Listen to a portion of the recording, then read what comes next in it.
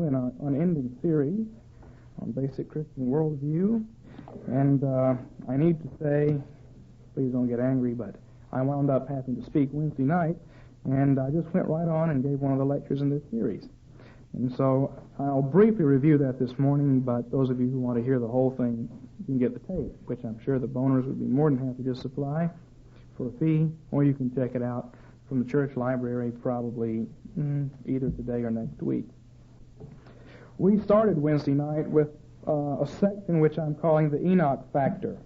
And the Enoch factor comes from Genesis chapter 4. And by Enoch, I don't mean the one who went up into heaven without dying after living a curious 365 years, but I mean the Enoch who was the son of Cain, and Enoch who was the city of Cain.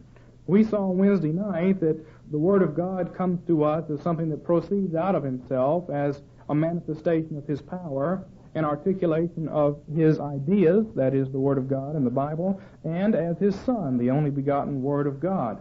And similarly, the Word of man manifests itself in these three ways. Man extends himself out through what he does, building cities, through what he thinks, articulating a philosophy, and through having seed, or children, which carry on his ministry, his ideas out to the edges of the earth. These are the three ways in which man images the life of God. So man has a word in this sense too, and man's culture is these things are bound up together indissolubly in man's culture. Men are always building a city of some sort, using their sons and their offspring, either literal or figurative offspring, either those that they have seduced to their philosophy or that they have actually brought into the world through natural generation. And accompanying these two activities of filling the earth and subduing it is always naming whatever is going on. There's always the naming process, naming the animals, naming the city, and also naming the seed. And so the philosophy or intellectual word is always accompanying the word of action and the word of begetting or extending through humanity. Now, we talked about that, and we saw that that explains why over here in Genesis chapter 4, and why don't we read this again so that we begin to get it memorized. We read it so much. That when Cain went out from the presence of the Lord and settled in the land of wandering, a wanderer, not a pilgrim, a man with no destination, east of Eden. You'll remember Pastor Bulkley's lecture on the east side and what it tends to mean in the Bible. He dwelt in the land of wanderings east of Eden, and Cain knew his wife. Interesting language of word and concept used for physical connections here. And she conceived and gave birth to Enoch. So Cain's son is named Enoch. And then Cain built a city and called the name of the city Enoch after the name of his son. So the two things that proceed from the man, his work and his son, are both given the same philosophical understanding. They're given the same name, the same appointment. The man names the city Enoch, he names his son Enoch. These two things are parallel. If we could take the time in the Bible, we'd always see the seed and land that go together, and the seed and land are what are redeemed.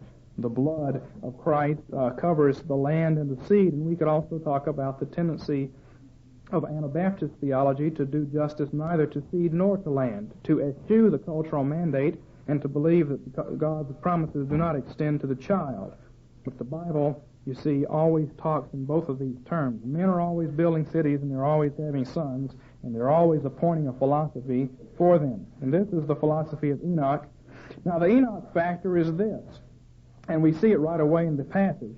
The Enoch factor is the problem that the pagans got there first, and that they built the first city, and we come along afterwards. Let's look at it. Verse 18, Now to Enoch was born Irad, and Irad begat Mehujael, and Mehujael begat Methusael, and Methusael begat Lamech. And Lamech took to himself two wives. The name of the one was Ada, and the name of the other Zillah. And Ada gave birth to Jabal. He was the father of those who dwell in tents and have livestock. And his brother's name was Jubal. He was the father of those who play the lyre and the pipe. And as for Zillah, she gave birth to Tubal-Cain. Take the two off, and you've got Vulcan or Vulcan. Vulcan, the forger of all implements of bronze and iron. And the sister of Tubal-Cain was Naamah. Well, we can stop there. We have established the basic point and the basic problem, that the first creation and the first Adam and the offspring of the first Adam, the city of the first Adam, the first thing that came into the world is corrupt. And the first city built was a bad city, and those who attained preeminent expertise in all areas of life were pagans. and use their expertise for the wrong things. Now then, later on in history, about 4,000 years later, in redemptive historical terms, but later on, after Cain has already got his city going, Seth is born years later, and Seth goes out, and when he goes to learn, and his descendants want to go to learn about livestock, what do you know? Jabal has already become the expert. Now, then there's the problem of how do Christians respond to the fact that the pagans have built the first civilization. We know by faith that Christianity is going to replace that civilization. That post-millennialists, or even if you're not a post-mill, and you know that eventually, one way or another, that first civilization of the first Adam is going to be wiped off the earth, and the true civilization of Jerusalem, the second Adam, the Son and the seed, Christ in Jerusalem, are going to, the Son and the city, Christ in Jerusalem, is going to replace Enoch. It's going to be gone. But how's that going to happen? And how do we respond as we live in Enoch, and we notice that all the expertise is held by the wicked? How do we deal with the Enoch factor is the question. And I said Wednesday night, and this is about where we're going to take up, that there are 4 Christian responses. And just to summarize them quickly, they are the response of negation, the response of reaction, the response of separation, and fourth, the true response of objectivity. And let's quickly review what these responses are. First of all, we find that when Christians look at the civilization of Enoch, they have a response of negation. And the response of negation is the development of a whole philosophy which says the cultural mandate doesn't apply anymore. Since Adam didn't succeed in turning the garden into Jerusalem, God no longer cares about that. God is going to let the pagans have the world, and the Christians will be raptured out of it. They may be raptured out of it through a mystical experience, or they may be raptured out of it by Jesus coming back and rapturing them out of it. But one way or the other, you don't polish brass on a sinking ship. You don't try to build another ship and get onto it. You don't try to repair the ship that you're on. You just let the ship sink, and you wait, climb up on the mast, and wait for Jesus to come and get you off of it. Now, this is the position, the official position of the Bible Presbyterian Church, and of everything from there on into fundamentalism. In other words, the Bible Presbyterian Church is sort of the edge of fundamentalism. They took an official doctrinal stance saying it's sinful to try to engage in the cultural mandate. My response is it is inevitable to engage in the cultural mandate. Everybody does it. You can't escape it. When your wife cooks a good cake instead of a bad one, she has engaged in the cultural mandate. We won't talk about baking, but you see, cultural activity is inescapable. When you dress like I do, you are engaged in a cultural activity. We won't comment on that either. But nonetheless, one way or another, for good or bad, for pretty or for ugly, everybody's doing cultural things, so it's inescapable. Plus, we could look at Genesis 9, verses 1 and 2, and see that God told Noah the same thing he told Adam after the fall. Get back to work, take dominion, name the world, have children. So the Baptist position, which essentially in its essence says don't fool with the cultural mandate, and all of those who were tagging along with that viewpoint, such as the Bible Presbyterian Church, which is Carl McIntyre's church. Of course, we know McIntyre never engages in any cultural activity. You don't see him fighting communism or involved in anything like that, do you? So how can people live with these ideas? Beats me. I don't think the response of negation will work. We can't just negate the cultural mandate. So we have, secondly, the response of reaction. And the response of reaction says, avoid things that non-Christians do, especially where they're strong. Are the non-Christians really good at playing the organ, but they almost all happen to be homosexuals? Well, then you just better stay away from trying to learn the organ. After all, you don't want to sit on an organ bench next to a homosexual to learn how to play the organ. This has been the position in the church. One of the preeminent reformers, Huldrych Zwingli, in Zurich, felt that the non-Christians had so much control of music, and music was so influential that we ought not to have any music in the church at all, not even any singing, not even a cappella singing. We just ought to speak the entire service. Traditionally, you'll find, if you go back and read 19th century Christian writers, even Reformed ones, they'll say that Christians ought never to read fictional literature.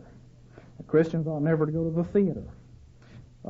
These are places where the pagans are strong, therefore Christians ought not to do them at all. This tends to be a response of reaction. It's a psychological type response. It's understandable. It's not, however, a good response. How do we reply? Well, I think we have to reply in seeing that when Israel came into existence, God said, look, you need to do these things. You need to have an agricultural economy.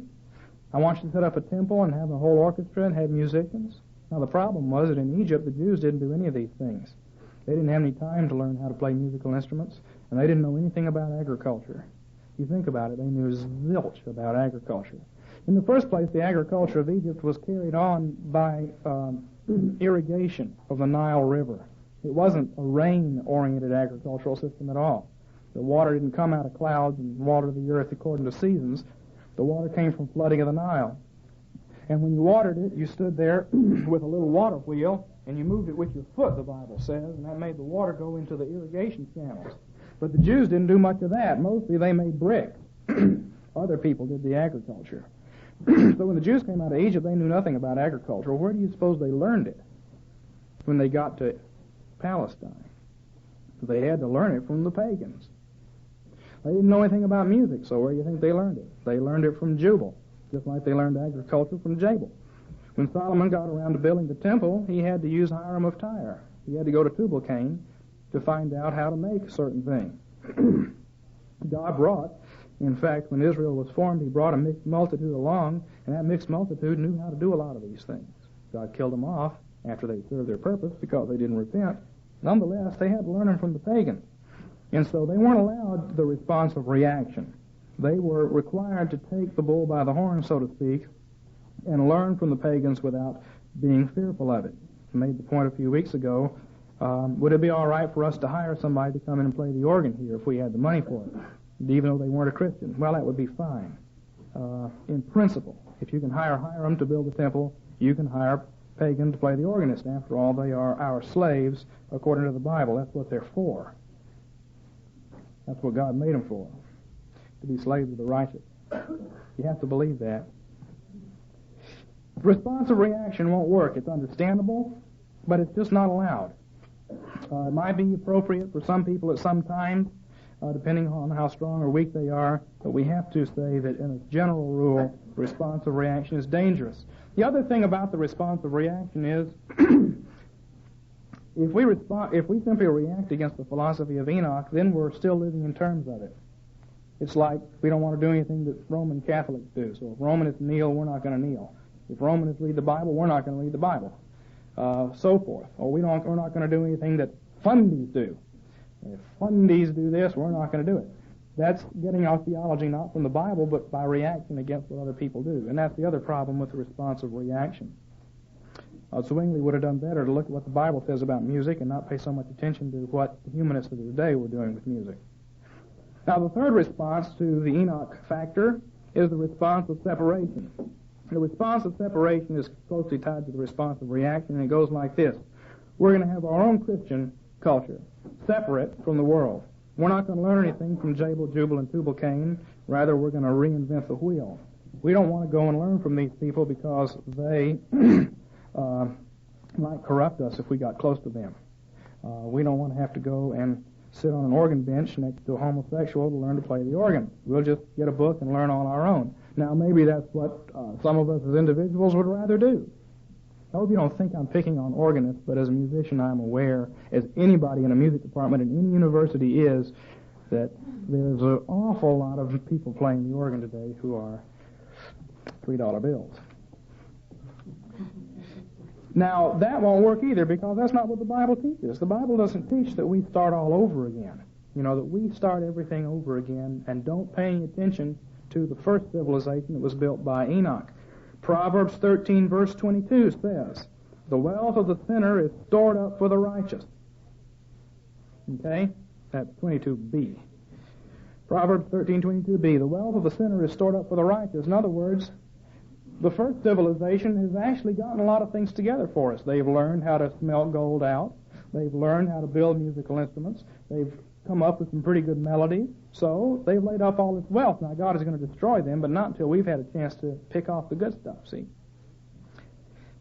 Similarly, the book of Job, this is all wisdom literature, and it's kind of appropriate for the subject because it takes wisdom to do all this stuff. Job 27, 13 to 17 makes the same point. This is the portion of the wicked man from God and the inheritance which tyrants receive from the Almighty. Though his sons are many, they are destined for the sword, and his descendants will not be satisfied with bread. You know, they'll starve. His survivors will be buried because of the plague, and their widows will not be able to weep. Though he piles up silver like dust and prepares garments as plentiful as the clay, he may prepare it, but the just will wear it. Hey, he may prepare it, but the just will wear it. And the innocent will divide the silver.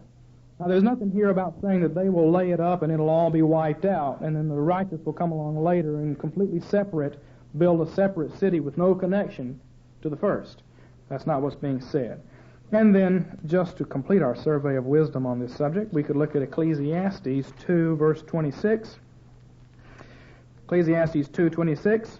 For a person who is good in God's sight, he has given wisdom and knowledge and joy, while to the sinner he has given the task of gathering and collecting, so that he may give to one who is good in God's sight. What do the wicked do? They gather and collect, and then it's given to us. So what's the purpose, we might say, teleologically? What is the purpose of Enoch? Well, while the righteous are few in number and weak, they're out there gathering and collecting all the raw material which is going to be turned over to us. Now, the city of Enoch is not going to survive. It's not going to survive because God destroys it. It's not going to survive because it's made of men who are wood, hay, and stubble. It's not going to survive because those men can't cooperate. They can't get along with one another. We don't really need to worry about them in as much as maybe we do. Perhaps their power is there for the moment, but over the long haul, Enoch cannot survive. And so it's doomed. Enoch is a collection of things in patches without coherence for this reason. Maybe I'll elaborate on this just a little bit. Why won't Enoch survive? Well, these are just some of the things that people in Enoch will do which shows they can't survive. They get together and agree to do something, then one of them pulls out and breaks the contract. Their yea is not yea. This city will be riddled with gossip. They won't be able to cooperate with one another. One hears this, another hears that. There's a confusion of tongues that go on. Enochites will rebel against authority. Enoch will be full of factions. I am of Paul, I am of Apollos. But that's true in Enoch even worse. So this illustrates the point, we could go on, that Enoch is basically a collection of things in patches without coherence. Enoch is no threat. Enoch is going to fall to the gingham dog, calico cat syndrome. If you're familiar with the gingham dog, calico cat syndrome, they ate each other up. And Enoch won't be around because of that. So we don't need to worry about Enoch in that sense, and we don't need to have the response of separation and try to reinvent the wheel. We may boldly get involved. Now that brings us to the proper response, and that's what I'm calling the response of objectivity. The response of objectivity. We as Christians may freely get involved with the arts and sciences of Enoch without fear, and we may learn from Jabal, Jubal, and Tubal-Cain. We are able to weed out the bad and keep the good. That's something that Christians are indeed able to do. We are able to listen to Beethoven. We're able to recognize that there's a certain amount of violence that goes through the music of Beethoven, but we are able to sort out the good and the bad. And we are able to listen to classical music as a whole and see increasingly as we grow in wisdom which parts of Jubal we want to keep and which parts we don't want to keep, or any other kind of music, folk music or any other. It's something that we're able to do. We're not weak, we're strong. Now the objection to this that one hears is a denial. This is simply not possible. If you bed down with dogs, you come up with fleas. That's true, unless you put flea spray on. And then you can bed down with dogs and you don't come up with fleas. You see, it's not necessarily the case that you come up with fleas if you bed down with dogs. The argument is that we as Christians are weak and they are strong. And they are stronger than we are in influence. So if we even expose ourselves to this stuff, if we expose ourselves to rock and roll music or something else, then we're just automatically going to be overwhelmed and killed by it. Exposure means death. Now I think that this is a common view in certain Reformed circles where an immature understanding of presuppositionalism is found. Presuppositionalism does not say that men can never assume a stance of neutrality or objectivity in any area of life. See, we're so used to saying nobody is ever neutral. Nobody is ever neutral. Okay? That's true when it comes to God. But as regards our involvement in life, certainly we may assume a stance of neutrality or objectivity. That's absolutely necessary. We have to be able to distance ourselves from our emotions and our feelings, and that's not that hard to do. We do it all the time, or I hope we do it. If we have any degree of self-consciousness at all, we do it. Men are certainly able to assume a stance of neutrality or objectivity in life. The only place where they may not assume that stance is with relation to God, and that can't be done because God is the ultimate environment. You can never be neutral about God, either pro or anti-God. It's impossible to adopt a stance of neutrality regarding God. Nobody in the world ever sat down and said, I wonder if I'll believe in God or not, and weighed the evidence and then made up his mind because he took a neutral stance. That's what Eve tried to do. Eve said, well, I don't know if I should eat this fruit or not, so I'll take a neutral position, I'll try it out and see. I'll be a good scientist. I'll have an empirical investigation into it. Well, but to adopt that stance was to sin. She sinned when she decided to make up her own mind instead of listening to what God's mind said. When it comes to God, neutrality is impossible, but when it comes to the cosmos, certainly an objective stance is possible. See, we are not the slaves of the cosmos or of society. We're the slaves of God. Can't be neutral to him, but we may be neutral to society and to the world. That's not to say it's always easy, but it is to say it's possible. Unfortunately, a kind of B.F. Skinner determinism creeps into the church. We argue against B.F. Skinner when we read Francis Schaeffer, but then we act like he's true. If we so much as set foot into a rock concert, well, it's just bound and determined to tear us down completely and totally, and nobody can do it, no matter how objective they try to be in the midst of the situation. Well, we have to say that that's not true. Now, I'm going to give some examples which I pulled out from random things that come up and I think are important. Let's take an example. Two men in the church, let's say it's this church, get into a big fight. And so they bring it to the elders. Now, the elders decide they're going to judge the matter. But then the first man says, well, the way I see it is these elders are all good buddies with my opponent, so they can't be objective. And then Mr. B says, well, you know, the way I see it, my opponent had all the elders over for dinner last night, so he can't be objective. Each one tries to disqualify the elders because they're friends of the other party or because they've already heard something, and so they can't be impartial. Well, in fact, if this is really the case, these men should not have been elders in the first place. Of course they can assume a stance of impartiality if they try. They may not choose to. If they are elders in the providence of God, we have to at least credit their ability to assume an impartial stance. Now, you think about it in small-town Israel. Back when Israel was set up, they had these little small towns with 200 or 300 people in them. Any case that would have come to the court, the elders would have known everybody. They would have had friendships with the people involved. The Bible doesn't say, well, if you happen to know somebody, if you're a friend with somebody, or if somebody took you out to dinner once, you may never sit as a judge over them. That argument won't hold. It won't wash. It's impossible. Men certainly certainly are able to and should adopt a stance of impartiality, and that's why the Bible has so many rules about you must be impartial when you come to court. Men may tend not to, but they are certainly able to. Let's take another example. Is it possible for a man to look at a Playboy centerfold? Certainly, well, obviously it's possible to look at one. Is it possible to look at one without sin, or without being dragged down into the gutter? Well, sure it is. It's just entirely a matter of whether you assume in your mind a stance of distance or objectivity from what you're looking at. Oh, naked woman, okay, let's go to something else. Or else stare at the picture for a long time and allow all kinds of lustful thoughts to come on. It's a matter of your intent. And it's not difficult to take an objective stance. I'm always a little bit wonder about people who say, well, you know, if I see a naked woman, just, you know, golly, gee, can't you adopt a neutral stance? It's not that hard. Let's take another one. Is it possible, morally possible, these are moral questions, is it morally possible for a physician to give a woman a physical checkup? To give a breast examination or a pelvic examination? Goes on all the time. We don't seem to make the assumption that every medical doctor that does that is engaged in some type of a wicked, lustful activity. Now, I know women who seem to be afraid of that, and they say, I'm not going to go to anything but a woman doctor. Well, if that's what they want, that's okay, but it's not really necessary.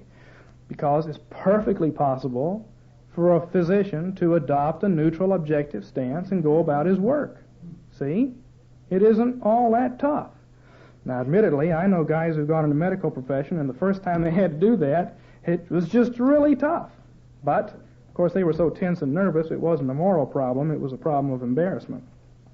But it's obviously possible, and happens every day, for people to assume an objective stance when they have to do things. We don't automatically disqualify the entire medical profession as immoral because they see naked women or because they have to give pelvic examinations.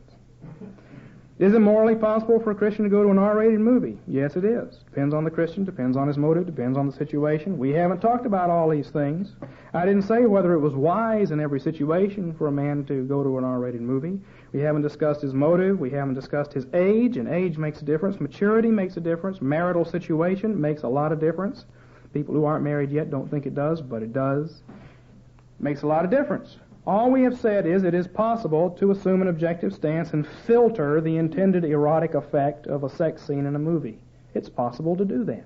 It's possible to sit there and watch what's going on and say, and be disgusted by it. Or to say, okay, that's what's going on, and you filter it. You may have to learn to do that, but it's possible. It is morally possible to do that. If it's not morally possible to do that, we're in trouble because we can't deal with anything in the world.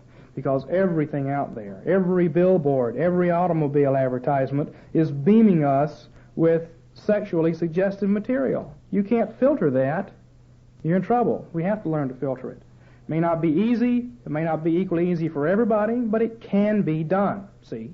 So we can't make blanket statements about what one person may do and another person may not do. Now, all these are controversial things. Maybe we'll talk more about some of the things we ought to keep in mind in some of these areas. I only bring them up to show that if you want to learn how to make movies, you got to learn it from Jubal, Jabal, and Tubal-Cain. And to do that, you may have to go to some movies, and those movies may not be the kind of things that you would make, but you may learn some techniques from them. We're not in the movie-making business here, or at least most of us aren't, but that is just one example of what is possible. It's simply possible. That's all we're saying.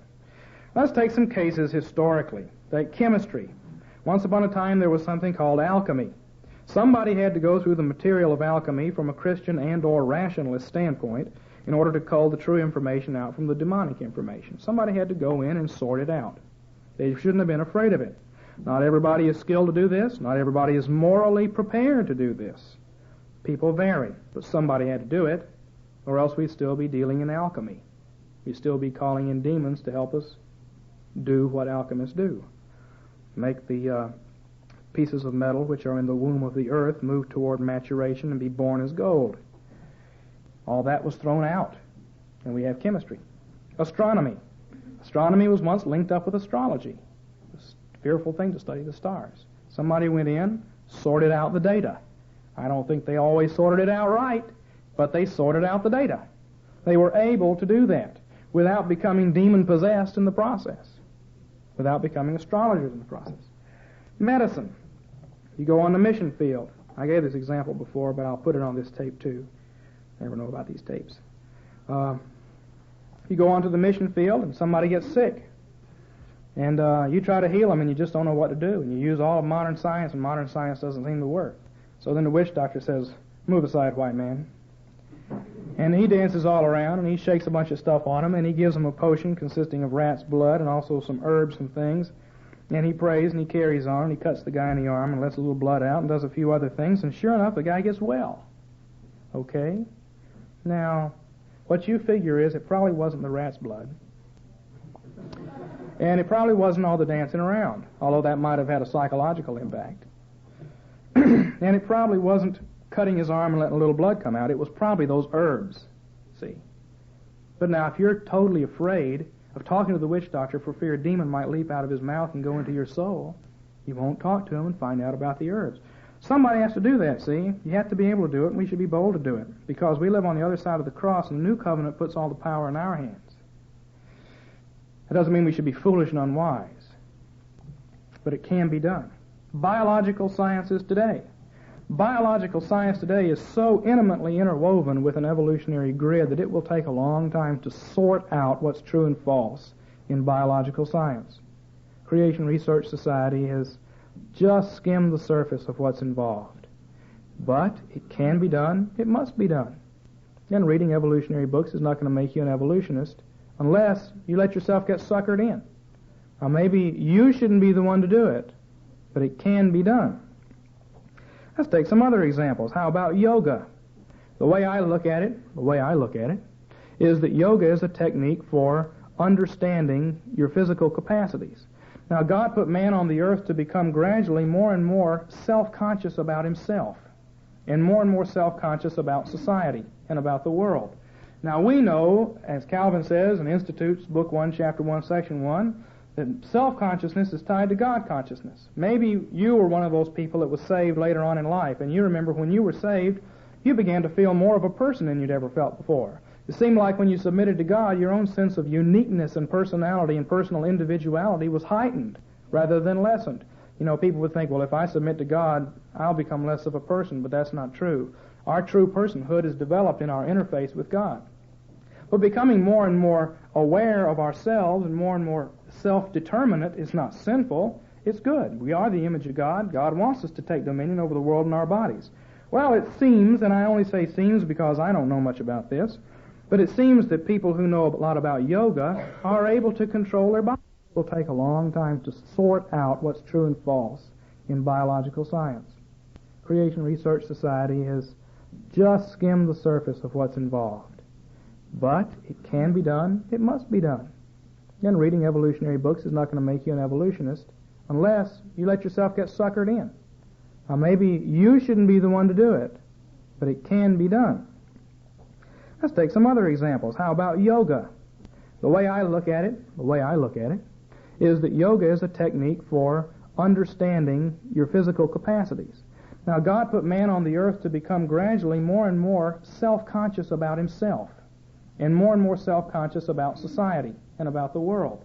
Now, we know, as Calvin says in Institutes, Book 1, Chapter 1, Section 1, that self-consciousness is tied to God consciousness. Maybe you were one of those people that was saved later on in life, and you remember when you were saved, you began to feel more of a person than you'd ever felt before. It seemed like when you submitted to God, your own sense of uniqueness and personality and personal individuality was heightened rather than lessened. You know, people would think, well, if I submit to God, I'll become less of a person, but that's not true. Our true personhood is developed in our interface with God. But becoming more and more aware of ourselves and more self-determinate is not sinful. It's good. We are the image of God. God wants us to take dominion over the world and our bodies. Well, it seems, and I only say seems because I don't know much about this, but it seems that people who know a lot about yoga are able to control their bodies. They can control their heartbeat. They can control themselves. If they get sick, they seem to know things to do by self-control. Is that bad or is that good? Well, in and of itself, it's good. Problem is, if you want to learn how to do it, you go to the yogi, whatever he is. He gives you some yogurt. And then he tells you all this philosophy about emptying your mind and becoming one with Om and all this other stuff that you're supposed to do, see? Well, you can't go along with all that. And frankly, I don't know enough about it to where I would go and, I have real self-control over this chubby body of mine, you can tell. But assuming that there is value here, it can be filtered out. But somebody who knows what they're doing needs to do it. I mean, the naive Christian who isn't assuming it very carefully an objective stance may go down to learn a little karate and may get corrupted by all the philosophy that's being spewed in about sitting there and meditating for 2 or 3 minutes before you do your exercises. On the other hand, there are plenty of Christians who go there and they work on scripture memory while everybody else is meditating, and then they do their exercises. See, you can do it. And it's not all that hard. What's important is not the difficulty of doing it, but the mindset with which you do it. See, the mindset of not being corrupted by an alien religion. The church has always done this. It has picked up some fleas along the way.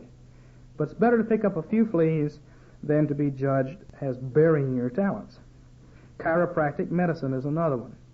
The kind of medicine that we're used to has already been pretty much sorted out from witchcraft. But chiropractic medicine frequently isn't. There are chiropractors who are just sort of fixing your bones and nerves. And there are other ones, when you go in, they've got these charts on the wall with these Indian lines of force all over the body, and they've got this whole philosophy that goes along with it. It needs to be sorted out. That's work left to be done.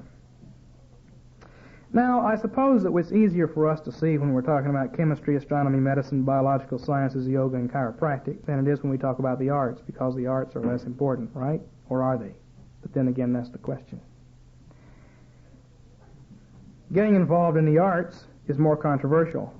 because the arts are seen as less important. But that in itself is part of our modern worldview, and I don't think it's acceptable. Let's conclude this little section of the discussion.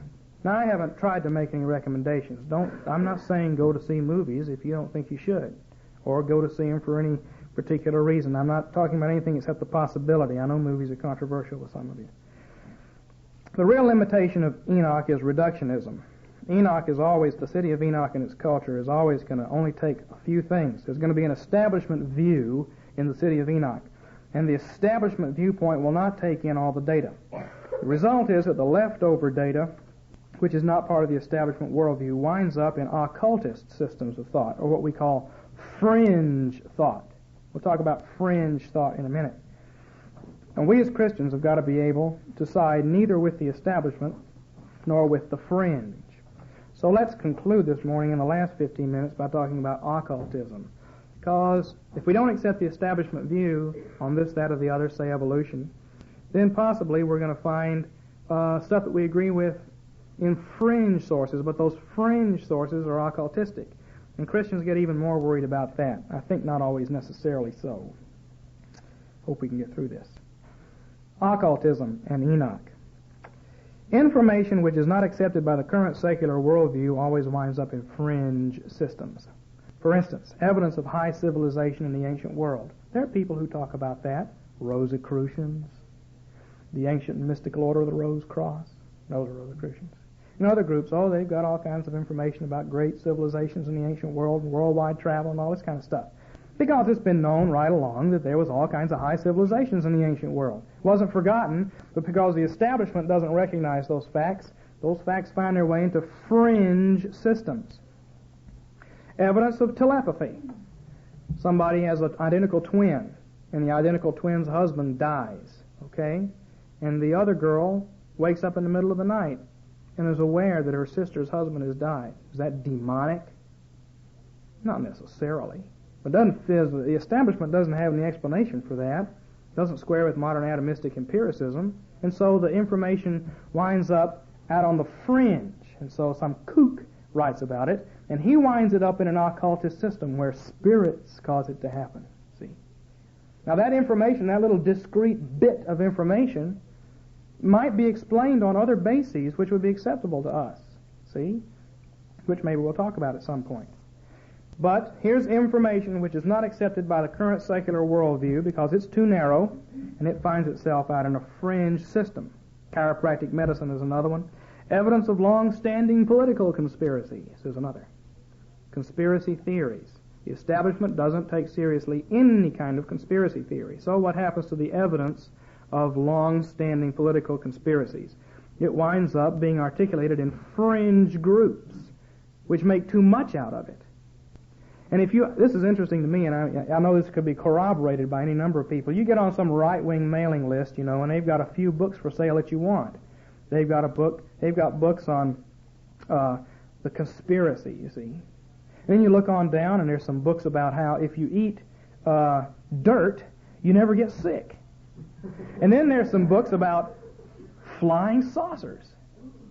And you just go on down the list, every fringe thing, one fringe guy tends to get into all the other fringe, see? Because he's learned to distrust the establishment. When he distrusts the establishment, he fringes out. And when he fringes out, he gets into all the other fringes. See? Now this happens in Calvinistic churches, because Calvinists are fringed out. See, we were all Arminians and Baptists once, weren't we? And that's the establishment. And then we found out the secret Gnostic truth of the 5 points, which no one else knows, see? We became hardcore. And then we found out about postmillennialism and became even hardcore. Then we found out about theonomy and we became ultra-hardcore. And then we found out about the conspiracy and some type of strange medical practice and this, that, and the other. Well, some of these things are probably sound, but each individual one needs to be checked out. But you will notice, when I was at Reformed Seminary, it was just amazing how many people were into fringe practices, real fringy things like natural childbirth or even home birth. See? That's fringe. I'm not saying it's bad, but it's definitely fringe, see? Now, some things that are fringe we wouldn't want. And some things that are fringe we do want. Point is, you got to be able to sort it out. Just taking an anti-establishment view won't help you either.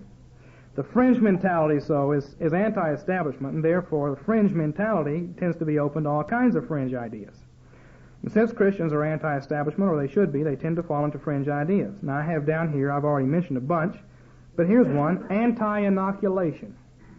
Now I've known people who wouldn't inoculate their children, and I've seen some very, very sad consequences in their lives.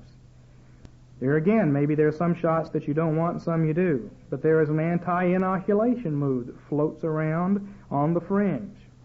I know people who didn't have whooping cough inoculation, and their kids got whooping cough. You don't want your kids to have whooping cough, I can assure you.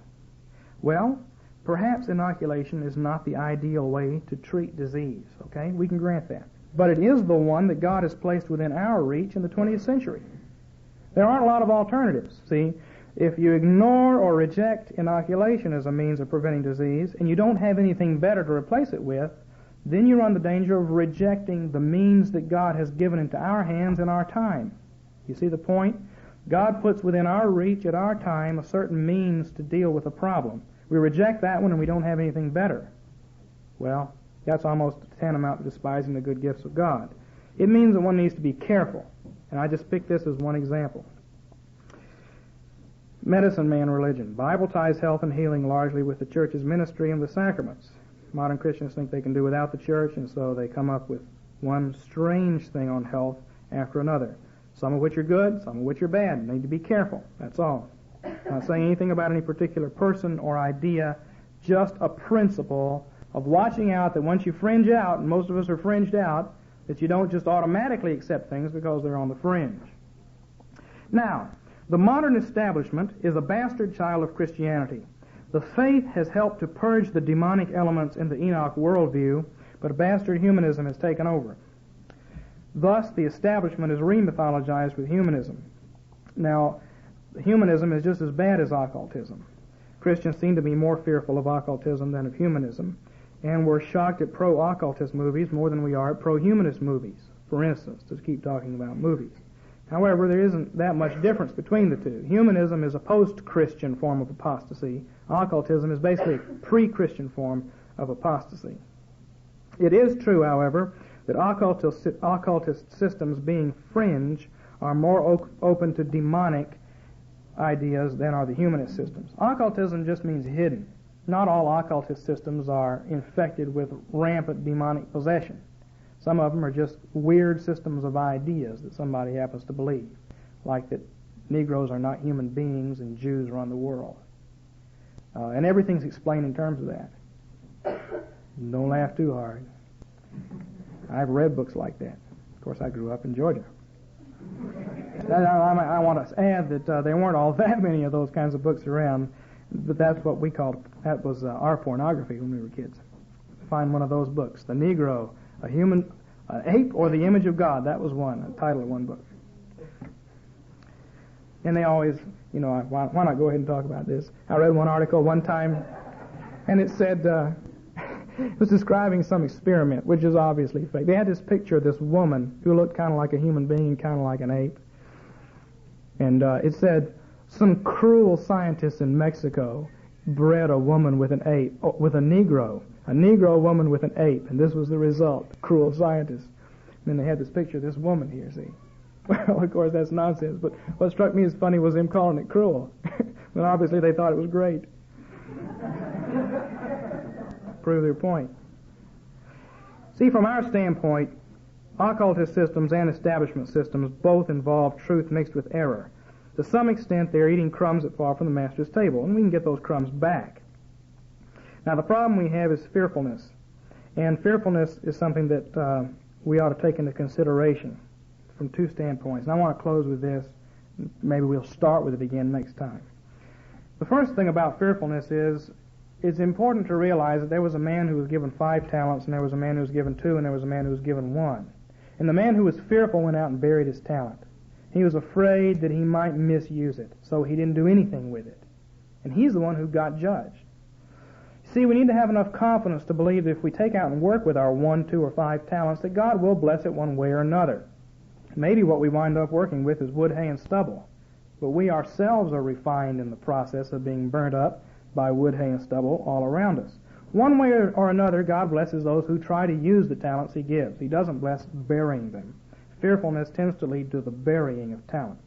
Second observation on fearfulness is that in our society today, Arminian types of Christianity have good reason to fear exposure to the humanistic system. They don't have the ability to deal with it. They don't have the philosophy to deal with it. They are easily influenced, and probably it's better for them to adopt a position of reaction against what's going on.